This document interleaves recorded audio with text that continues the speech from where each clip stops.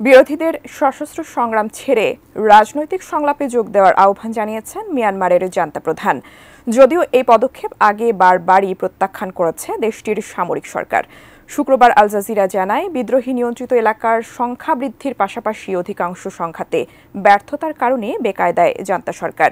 এ অবস্থায় সরকার বিরোধী সব শক্তিকে অস্ত্র ছেড়ে আলোচনায় বসার আহ্বান জানান জান্তা প্রধান জেনারেল মিং অং হ্লাইং।